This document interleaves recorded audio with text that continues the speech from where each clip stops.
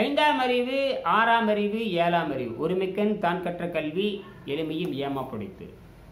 ஆக வெங்கடேஸ்வருடைய கருத்துக்களை எல்லாம் நாம் பல்வேறு வடிவில் பிரித்து பேச வேண்டிய கட்டாயத்தில் நாம் இருக்கிறோம். ஏன்னா வேறு வழியே இல்லை. இப்போ வெறும் மருந்துகள், மாத்திரைகள், இப்போ நிறைய வெளிநாட்டில் மருந்து தயாரிக்கிறாங்க, இங்கிலாந்தில் மருந்து தயாரிக்கிறாங்க, ரஷ்யாவில் தயாரிக்கிறாங்க.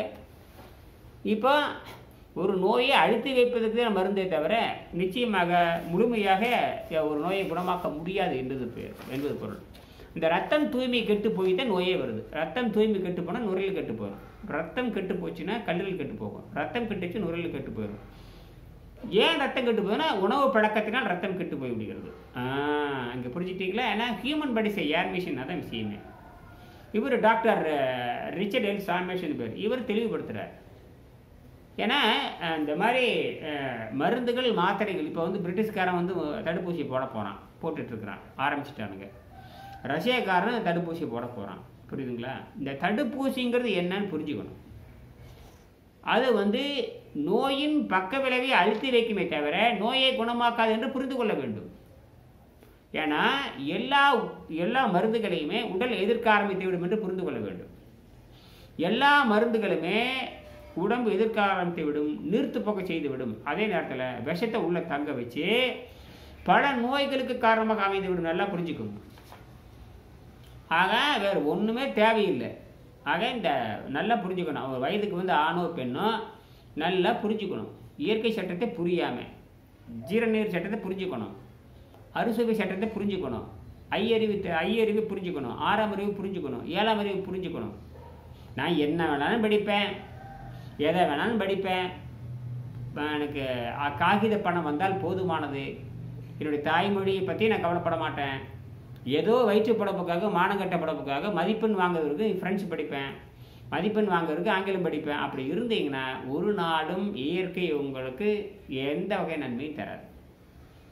பெரிய நடிகனாக இருக்கலாம், பெரிய அரசியல்வாதியாக இருக்கலாம், கோடிக்கணக்கில் பணம் சம்பாதிக்கிறவனாக இருக்கலாம், ஒரு நாளும் ஆரோக்கியம் மட்டும் கிடைக்காது. எத்தனை நடிகர்கள் தற்கொலை பண்ணிக்கிறாங்க, எத்தனை பணக்காரர்கள் தற்கொலை பண்ணிக்கிறாங்க, எத்தனை விளையாட்டு வீரர்கள் தற்கொலை பண்ணியிருக்காங்க. உலக புகழ்பெற்ற கால்பந்தாட்ட வீரர்கள், புகழ்பெற்ற குத்துச்சண்டை வீரர்கள் எல்லாம் தற்கொலை பண்ணிக்கிறானுங்க. பல லட்சக்கணக்கான மக்களை கொலை செய்தவர்கள்லாம் தன்னை தற்கொலை பண்ணிக்கிறார். ஹிட்லர் தன்னை தற்கொலை பண்ணிட்டார். இப்படி ஒவ்வொருவரும் மக்களை கொலை செய்தவர்கள் பூராவுமே, மக்களை ஆட்டி வைக்கிறவங்க, கொலை செய்கிறவங்க எல்லாருமே மனநோய் இறந்து போய் விடுகிறார்கள்.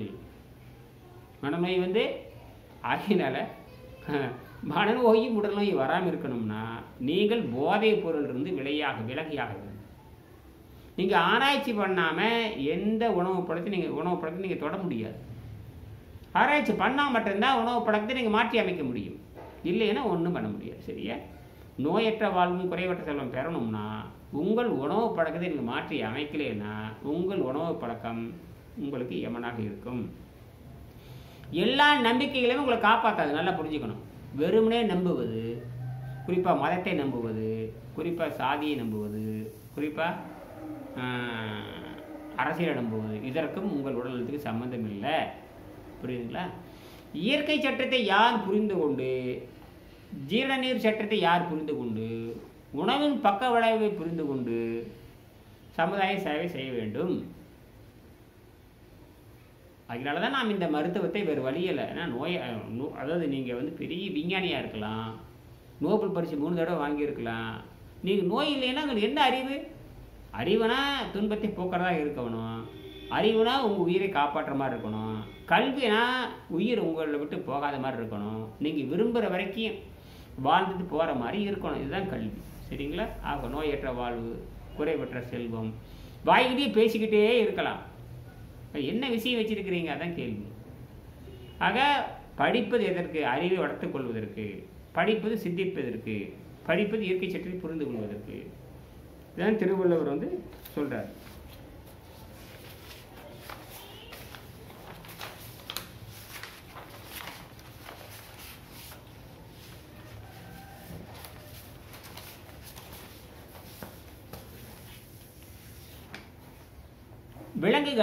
விலங்குகள் கூட தன்னை மாற்றிக்கொள்வதற்கு பல ஆண்டுகளாகும். விலங்குகளும் தன்னை மாற்றிக்கொள்வதற்கு பல ஆண்டுகளாகும்.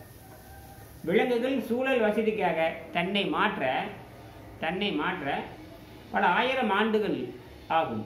ஆனால் மனிதன் தன் வசதிக்காக பசிதாகத்தை கட்டுப்படுத்தும் நியமக்கலை கற்றுக்கொள்ள சில மாதங்களே போதும். அதனால் உள்தூய்மை கற்றுக்கொள்ள சில மாதங்களே போதும். இதுதான் அடுத்த பரிணாம கலை. Animal takes long time to change the organ for surrounding to live, but a kind man takes only 6 months to control gastric juice organs with a master's support. That's a very important step in evolution. This is tremendous convenience, thanks universe. விலங்குகள் தன் சூழல் வசதிக்காக தன்னை மாற்ற பல ஆயிரம் ஆண்டுகளாகும். ஆனால் மனிதன் தன் வசதிக்காக பசிதாகத்தை கட்டுப்படுத்தும் நியமங்களை கற்றுக்கொள்ள சில மாதங்களே போதும். இதுதான் அடுத்த பரிணாம கல்வி.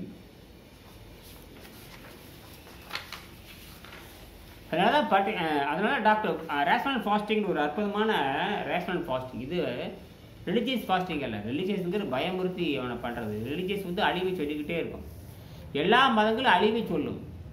எல்லா மதங்களுமே அழிவை சொல்லும். உலக பெருமதங்கள் சொல்லக்கூடிய இந்த கிறிஸ்துவ மதம் அழிவை சொல்லுகிறது. இஸ்லாம் மதம் கூட தன்னுடைய இதில் அழிவை சொல்லுகிறது. அழிவை சொல்லி அது அழிவை சொல்லி பயன்படுத்துவது, அழிவை சொல்லி எச்சரிப்பது. இங்கே நாம் அழிவை ஏற்றுக்கொள்வதில்லை. சித்தர்கள் ஒரு நாளும் அழிவை ஏற்றுக்கொள்ள மாட்டார்கள். அதனால தான் இயற்கை நமக்கு என்னன்னா மூளையை கொடுத்துருக்கிறது என்று புரிந்து கொள்ள வேண்டும். மேற்கு நாட்டு மதங்கள்னால எந்த நன்மையும் விளைய போகிறதில்லை. கிழக்கு நாட்டு அறிவியல், கிழக்கு நாட்டு மதங்கிறது ஒழுக்க நெறி நான் சொல்ல வரேன். கிழக்கு நாட்டு மதங்கள் என்று சொன்னால் மதம் அல்ல, சைவ நெறி, வைணவ நெறி. அந்த நெறினா ஒழுக்கம்னு அர்த்தம். நன்னெறி அப்படின்னா ஒழுக்கம்னு அர்த்தம். அதில் சொல்லக்கூடிய பழக்கம் இழைத்திருப்பான் யோகினாவே இழைத்திருக்க வேண்டும். ஊருக்கு இழைத்தவன் பிள்ளையார் கோயில் ஆண்டி, அவனுக்கும் இழைத்தவன் பள்ளிக்கூடத்து வாத்தியார் என்று சொன்னாலே பிச்சை எடுத்து பூசிக்கின்ற ஆண்டியை காட்டிலும் சொல்லிக் கொடுக்குற ஆசிரியன் எல்லா வகையிலும் இழைத்திருப்பான் என்று பொருள். புரியுதுங்களா? அவனை தான் அந்த இழைத்து ஏழையாக இருக்கிறவன் வந்து இயற்கை ஒரு நாளும் கைவிடாது. ஆனால் உள் தூய்மை செய்திருக்க வேண்டும் என்று புரிந்து கொள்ள வேண்டும். ஆக இவர் சொல்றாரு, பட்டினி கிடக்கும் பொழுது உணவு பாதையில் படிக்கிற விஷயத்தை, பட்டினி கிடக்கும் பொழுது உணவு பாதையில் விஷம் படிக்கிறது. பழைய மருந்து மாவு பொருள், கொழுப்பு மற்றவையில் நாக்கில் வந்து படியுது. உணவு பாதை 33 வந்து படியுது. இந்த விஷமானது மெல்ல மெல்ல வளர்ந்து அவனை கொல்லுகிறது. ஆக பட்டினால் மனிதன் சாவதில்லை. இந்த ஓய்வு கொடுக்குறப்ப விஷம் வந்து நாக்கில் வந்து படியுது. நாக்குன்னா என்ன? நாக்கிலிருந்து அப்படியே 33 அடி துவாரம் வரைக்கும் படியுது. Man does not die due to fasting. During fasting, the poisons in the body, old medicine, starch, fat, etc.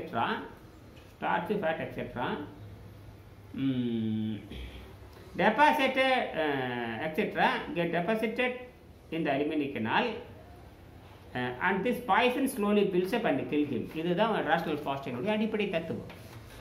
rational fasting சொல்ற fasting does not affect the vital part of the body. இது உண்மைதான். வயிற்றுக்கு ஓய்வு கொடுக்குறப்ப உள்ளுறுப்புகள் சாவதில்லை. உள்ளுறுப்புகள் எதிர்த்து கெட்டு போகிறதில்லை, எந்த துன்பம் ஆகிறதில்லை. இவர் பார்த்தீங்கன்னா சவுத்தி வாட்டர் லோங்கோன்னு பேர், சவுத் கலிஃபோர்னியாவை சேர்ந்த ஒரு விஞ்ஞானி, மருத்துவ எம்டி.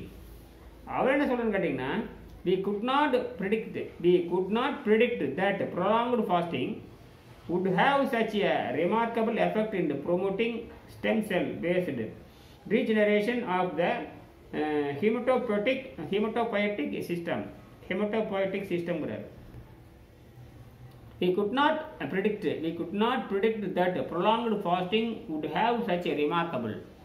விட்டு செய்யக்கூடிய தொடர் பகுத்தறிவு உண்ணாநோன்பின் மூலமாக நாம் குறிப்பிட முடியாத மாற்றத்தை அடைய முடியுங்கிறார். அப்போ குறிப்பிட முடியாத மாற்றத்தை நீங்கள் மாற்றம் தான் நமக்கு தேவை. நீங்கள் உணவுப் பொருளை தின்னுட்டுருக்கிறீங்க, மருந்தையும் தின்னுட்டுருக்கிறீங்க, எந்த மாற்றம் நடக்கிறது இல்லையே. இப்போ மாற்றம் தருவதுதான் உண்மையான மாற்றம். மாற்றமே தரலை, மாறவே இல்லைன்னா எப்படி உங்களுக்கு ஆரோக்கியம் கிடைக்கும்? யோசிக்கணும். நன்றி, வணக்கம். அதுதான் இந்த சித்த மருத்துவம், அதுதான் இந்த யோக மருத்துவம், அதுதான் உடல் மருத்துவம், அதுதான் மன மருத்துவம், அது உடல் மனம் சேர்ந்த மருத்துவம். அதற்கு என்ன செய்யணும்னு கேட்டிங்கன்னா எளிமை தான், வேறு ஒன்றும் இல்லை. ஒன்று இந்த புத்தகத்தை நன்கு படிக்கணும், தாய்மொழி நன்கு தெரிஞ்சவங்க படிக்கணும். தமிழ் மொழியை வந்து ஒரு மாதத்தில் பேச கற்றுக்கலாம், படிக்க கற்றுக்கலாம், எழுத கற்றுக்கலாம். உலகத்தில் எளிமையானது, வளமையானது. இந்த புத்தகத்தை வாங்கி படிங்க, வழக்கம் போல வெற்றி அடையுங்க. இருந்தேன் இக்காயத்தில் எண்ணிலை கோடி ஆண்டுகிறார். நீண்ட காலம் இருந்தால் தான் இயற்கை சட்டத்தை புரிந்து கொள்ள முடியும். அப்போ தான் கருவிகள் செய்ய முடியும். நான் கிட்டத்தட்ட 17 ஆண்டுகளை விட்டு இந்த பயிற்சி செஞ்சுட்டு வரேன். என் உடல் எடை வந்து நான் 75 கிலோவிலிருந்து 55 கிலோவாக வச்சிருக்கிறேன். நன்றி.